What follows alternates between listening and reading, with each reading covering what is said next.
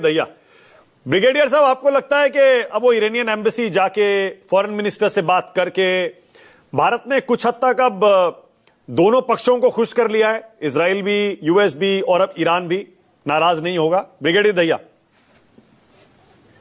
देखो मानक जी, ये जो अभी जो भी कार्रवाई हुई है वो सिंबॉलिक सी कार्रवाई है कि कंडोलेंसेस आपने साइन कर दी। अब कंडोलेंसेस साइन से ये तो नहीं होगा, जो सी लाइंस ऑफ कम्युनिकेशन है स्ट्रेट ऑफ हॉर्मुज में, एक RWA की तरह भी इंडिया का जहाज तो जाने दिया जाएगा, बाकी के जहाज नहीं जाने दिए जाएंगे।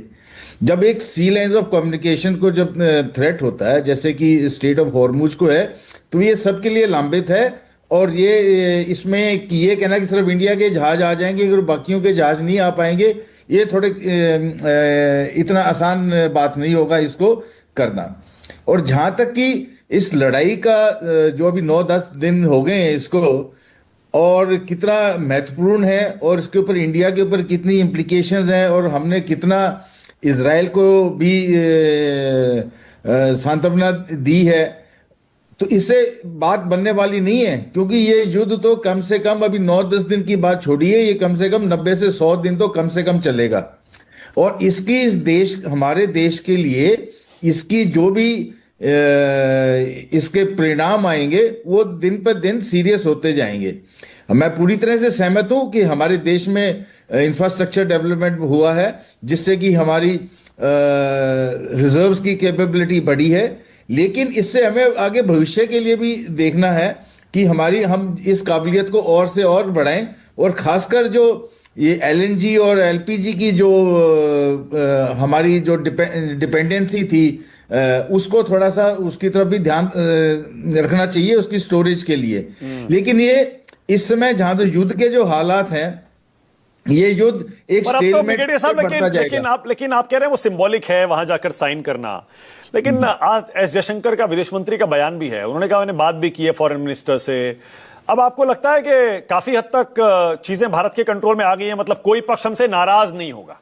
क्योंकि जब कोई आप लाइन नहीं लेते हैं, कोशिश यही होती है कि हम किसी को नाराज ना करें। अब हिंदुस्तान कह रहे हैं तो शांति के पक्ष में है, बातचीत करो, टेबल पे आओ। लग रहा है आपको दोनों हमसे नाराज नहीं होंगे अब? नहीं, नाराजगी की बात नहीं है। बात यह है कि हमारे लिए कितना मुश्किल है, 2 कश्तियों में एक साथ पैर रखना इतना आसान काम नहीं है। ये इतना आसान काम नहीं है कि हम बीच में रह के, अभी भी जो एक्सटर्नल अफेयर्स मिनिस्टर की जो स्टेटमेंट है, सबसे पहला हमारे 8 करोड़ भारतीयों, जो 1 करोड़ भारतीय प्रवासी वहां पे हैं, और हमारी एनर्जी सिक्योरिटी से सबसे ऊपर क्या था कि हमें डायलॉग और पीस की तरफ बढ़ना चाहिए, डिप्लोमेसी की तरफ बढ़ना चाहिए। वो तो सब, वो कौन नहीं कहेगा, हर एक कोई वही कहेगा सबसे पहले।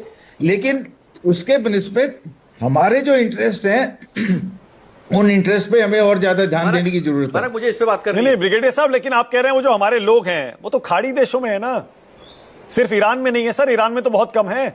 ईरान जिन देशों से लड़ रहा है उन देशों में बसे हुए हैं हमारे हिंदुस्तानी। तो हमें तो हम सबका ख्याल रखना है ना। ईरान में बेसिकली हमारी स्टूडेंट कम्युनिटी है ज्यादातर। मानक, मुझे जवाब सर, मैं कह रहा हूं ईरान में तो बहुत कम है। ईरान जिन देशों से लड़ रहा है वहां ज्यादा है। डेफिनेटली सबसे ज्यादा तो सऊदी अरेबिया और, तो इसीलिए तो सर सरकार का यह कहना है कि हम कैसे ईरान के पक्ष में खुलकर आ जाएं। देखो, इसमें आपको ईरान की इसकी तारीफ करनी पड़ेगी, किस तरह से उसने मिडिल ईस्ट को इस ईरान और इजराइल और USA के लड़ाई के अंदर उलझाया है।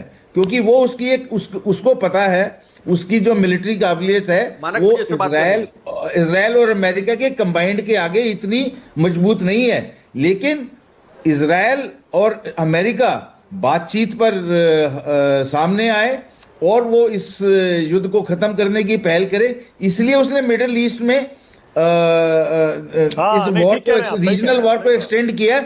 और साथ में ये सब कहने की बात है, हमारे यहाँ कहते हैं गेहूं के साथ धुन भी पिसता है। हाँ, बिल्कुल सही कह रहे हैं आप ब्रिगेडियर साहब। मेरे पास टाइम बिल्कुल खत्म है। देखिए, सब लोग, सारे पैनलिस्ट बोलना चाह रहे हैं। माफ करिएगा, अतुल लोंडे पाटिल, अनुराग, अजय आलोक, फिर डिबेट करेंगे।